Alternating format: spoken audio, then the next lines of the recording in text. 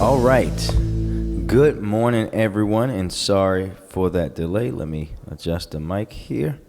It is great to be here today for this incredible announcement, and I want to acknowledge some of the great folks who have joined us and who've helped make today possible. I want to thank Councilman Robert Stokes. You can come up a little closer, Councilman. Councilman Robert Stokes. Our fabulous Health Commissioner, Dr. Jaraza. Dr. D, they're telling you to move up. My mayor and current president of the University of Baltimore, Mayor Kirk Smoke. The Black Mental Health Alliance team, Behavioral Health Systems Baltimore, and the Baltimore Harm Reduction Coalition. And we are here today to do something that I think is long overdue. We are going to honor someone that was a trailblazer here in the city of Baltimore, and we are so glad to have family members here. Ma'am, always good to see you. Today, I am especially grateful that Dr. Kathleen Collier could be here with us this morning as we announce the renaming of the Baltimore City Health Department headquarters located at 1001 East Fayette Street after the late Dr. Maxie Collier.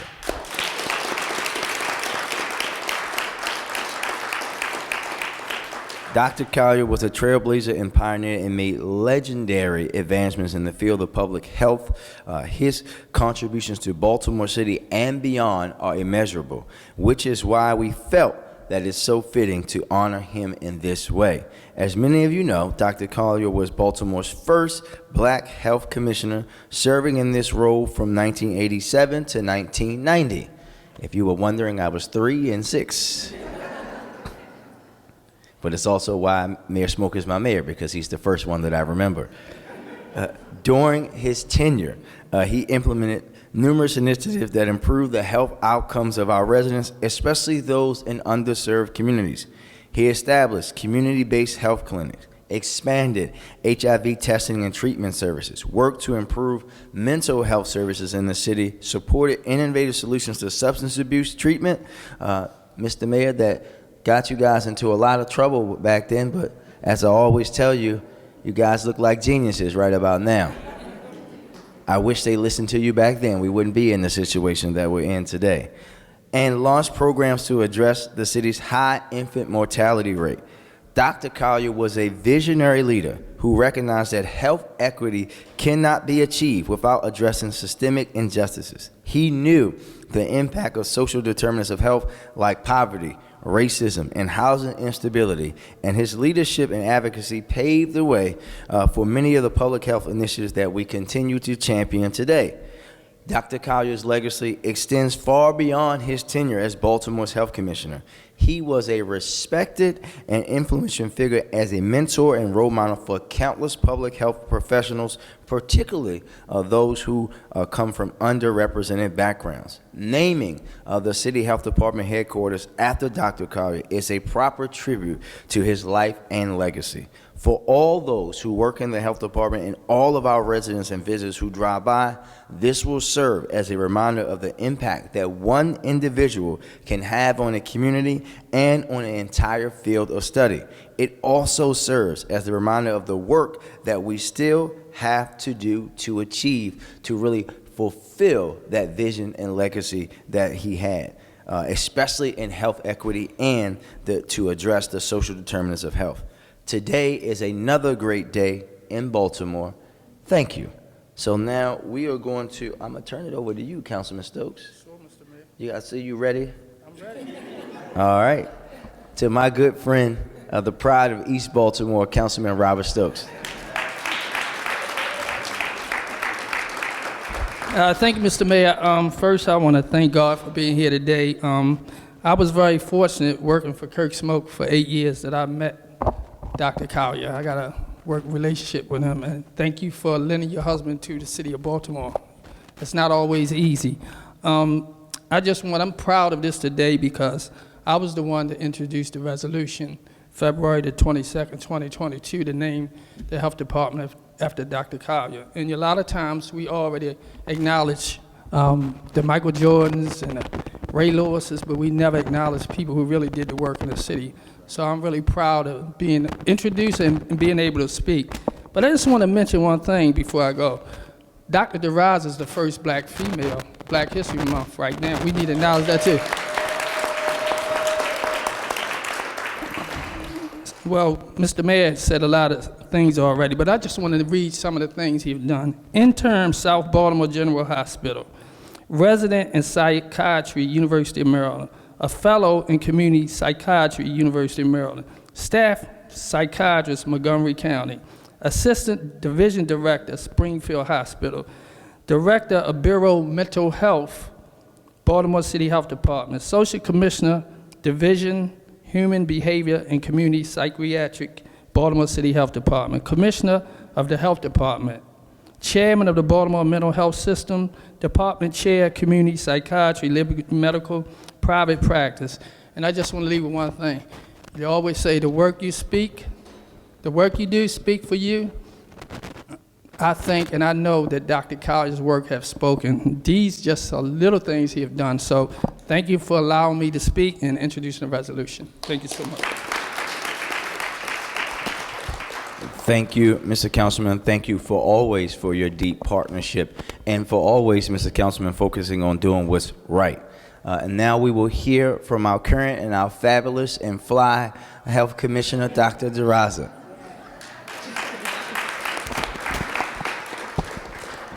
The mayor has jokes this morning. He knows I always come relatively comfortable. Well, good morning, everyone.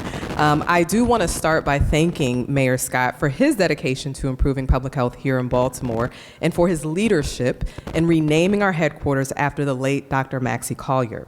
I also want to thank City Administrator Faith Leach for her tireless work in seeing the renaming ceremony to fruition.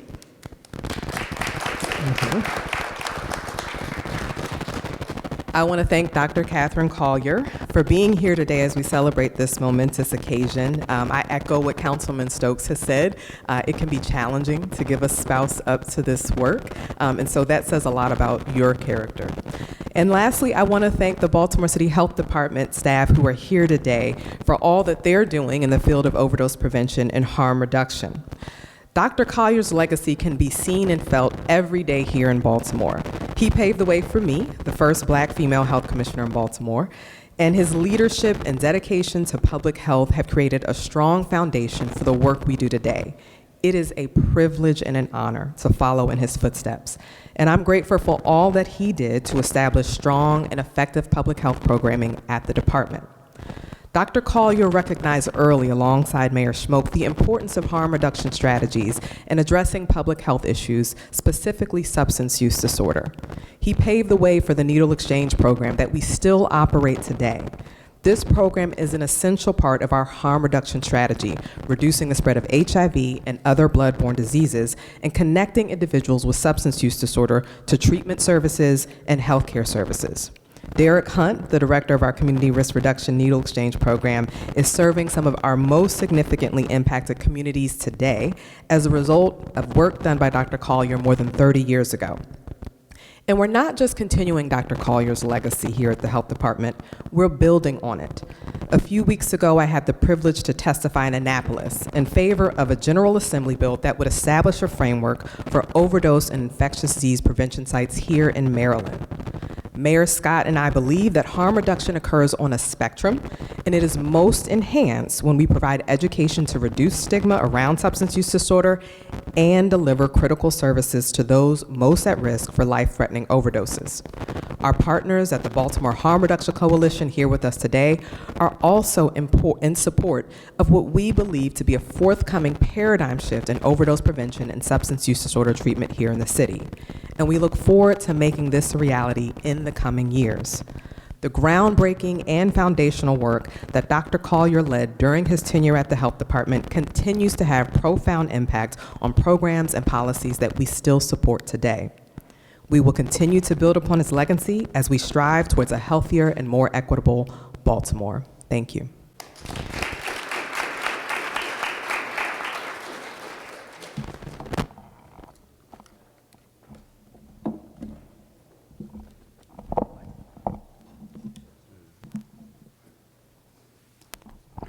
Thank you, Dr. D, and thank you for continuing to push Baltimore City to be innovative in how we're dealing with issues of health. And let me say it again, just in case anyone was wondering, as the mayor of Baltimore, I fully support safe injunction sites because we know that we have two options.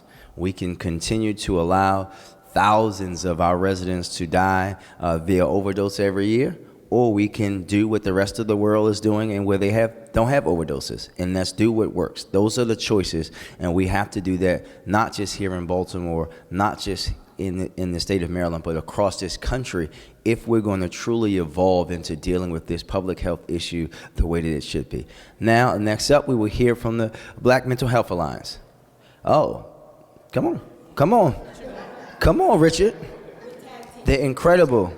Oh, a tag teaming? Yes, sir. Yes, sir. Go ahead, boss. Okay. Can't thank you enough, Mayor Scott, and welcome everyone this morning. I have got to be quick because my wife is in the audience, and you don't want to get that look from your wife or a black woman, you know. So I've got to stick to a script. But I want to thank Mayor Smoke for honoring, for doing all that he did to really make certain that Maxie Collier, Dr. Collier, was part of his team. To Kathy, thank you so much for lending your husband, sacrificing time, the time that he basically spent, because he was a 14 to 16 hour commissioner. He was not, a part-time commissioner. He was 24/7, 365, but he also had time, and he spent time with his family. So he was everything that you all had mentioned, Councilman Stokes and also Mayor Scott, everything that you all mentioned, plus a mentor, a close friend, a passionate visionary, and just ahead of his time. I could say a lot more, but again, I had a lot more to say.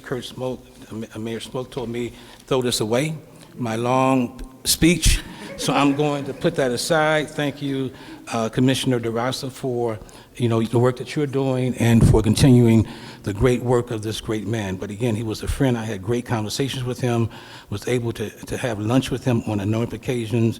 I want to basically just leave by letting you all know that beyond all the things that were mentioned, he was also the co-founder of the Black Mental Health Alliance.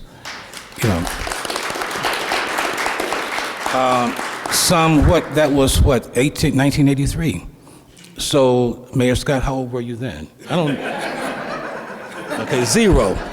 So, Mayor Scott wasn't even born, might have been conceived. Anyway, he was thought about, but he wasn't. He was on his way. But thank you, sir, for green lighting this powerful ceremony. You and Councilman Robert Stokes, I didn't know, Councilman, that you introduced the resolution. So my praise to you for having that foresight. And mental health is everything. Dr. Collier saw everything that's going on in the city. He saw it 40 years ago. And that's why the Black Mental Health Alliance was created. Let me read from his and this is real quick, his book, which some of us know about, many of us don't, Phoenix Arising, a powerful book that basically set the stage for a lot of his thinking, a lot of his work. And I would urge everyone, if you don't have a copy, you may not be able to get a copy now, but I think Kathy and I basically did some teamwork to really try to get this reprinted, and it was. But again, let me read how, you want to know about Maxie Collier? Listen to this statement here, you all.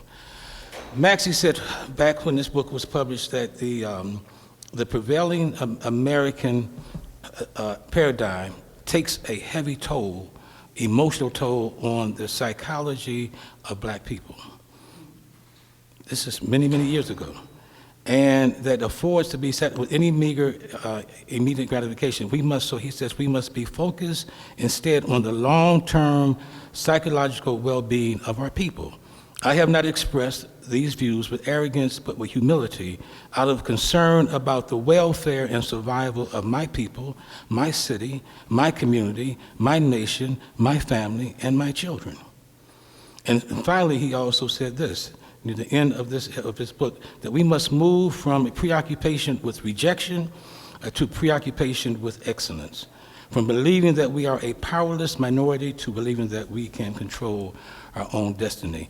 There's much, much more in this book that, we should lift up and that provides the framework, the playbook for us to really get our mental health system in order and to really lift up the significance and the importance of mental health. Lastly, I'll just say this, you all.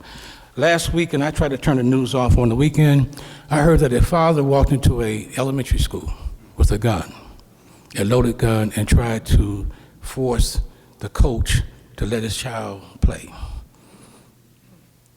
There is that incident, but there's a correlation between that incident and everything that we know Dr. Collier was really all about. And he understood that if we didn't help our people heal and deal with their issues and their latent problems that they were experiencing in terms of mental health, that we would see these problems 40 years later. And so that was an incident that really disturbed me because I know that this father was really going through something. To walk into any school with a loaded gun in 2023 because he wanted his son to play more on the basketball court was unfortunate. So Mayor Scott, keep pushing your public health paradigm, brother. Keep pushing that because, like you just shared with Mayor Smoke, 30 years later, we're basically looking at Mayor Smoke and Dr. Collier as heroes and as visionaries. The same will be said to you when everybody realizes that violence cannot be done and cannot be handled just by one person. It takes all of us to lean in, and that's what you're trying to tell the whole city. We all must lean in to solve these very, very so-called intractable problems, and I applaud you. And just continue to urge you to continue to do the work that you're doing. So to everybody, thank you all very, very much. I want to bring my colleague real quick, who is the president, the ED of the Black Mental Health Alliance. She has a few words to say about it. And I promise quickly, I know the mayor and Dr. DeRaza have to go, but I just want a couple of things. I think we'd be remiss if we didn't say. So famed lawyer and activist Charles Hamilton Houston said, a lawyer is either a parasite on society or a social engineer. Now I know Dr. Collier was not a lawyer, but he was a social engineer even then. And so I think we've got to make sure that we know, thus the Black Mental Health Alliance was born. And so he knew even then the emergence, the subtle emergence of trauma porn, exploitation, the misdiagnosis of black men and boys. He knew then that we would be here today. And so thus a social engineer. And so again, he knew about the urgency of now, which is where we see ourselves, but now almost 40 years later, while much has changed, some has not, but there's work to be done. And so we offer to everybody today to be a part of the vineyard, be a part of the laborers that help us in this work, that help Dr. DeRaza and the mayor as we combat these issues. And then I invite you to travel with us on our road to 40. Yes, shameless plug, we will be 40 this year. And so we will kick off our healing tour. We're going to do a healing tour in Baltimore with our partners and stakeholders across the state and country. We're going to release a black paper about mental health. We're going to host a Men and Boys Conference, convene a racism and mental health symposium, and the list goes on. But please don't be fooled. It is exciting to have the building renamed, but there's work to be done. And so I implore you to help us get on this road to 40 with us, and so that this day we will know that the impact of the work that we do today will impact generations yet unborn. Again, thank you for this honor.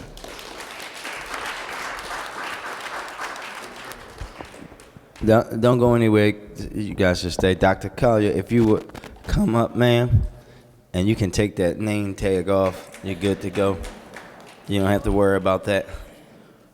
Before we do the unveiling, I'm going to read this mayoral salute. On behalf of the citizens of Baltimore, I am pleased to salute Dr. Max Collier in recognition of the legacy on the occasion of this City of Baltimore renaming the Baltimore City Health Department headquarters building in his honor. Dr. Collier is Baltimore's first black health commissioner, serving from 1987 to 1990. He led the Baltimore City Health Department at the height of the AIDS epidemic and advocated for a needle exchange program to prevent the spread of disease. Dr. Collier was troubled by behavioral health disparities, and he co-founded the Black Mental Health Alliance to increase access to care in communities of color. On behalf of the people of Baltimore, I am delighted to join in honoring Dr. Collier's memory on this special occasion, signed by me, Mayor Brandon Scott.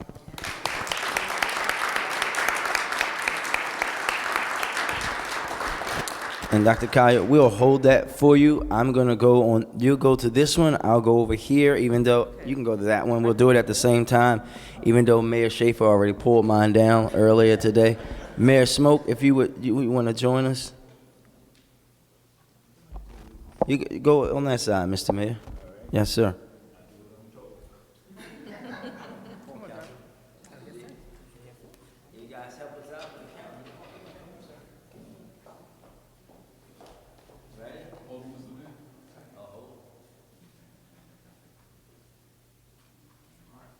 All right, 3, 2, 1.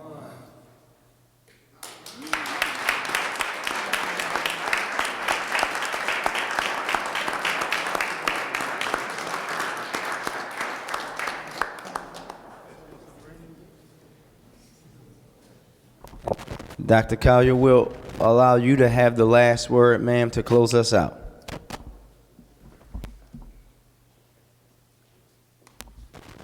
On behalf of my family and behalf of everyone whose lives were touched by Maxie, I want to thank Mayor Scott, Councilman Stokes for this honor. It was unexpected. I still have to pinch myself. I was saying today, I'm going to drive down Fayette Street every chance I get now. You'll be seeing me going up and down Fayette Street now. But thank you so much. Thank you. This is bigger than Maxie, and I know that. But I'm still very appreciative. Thank you.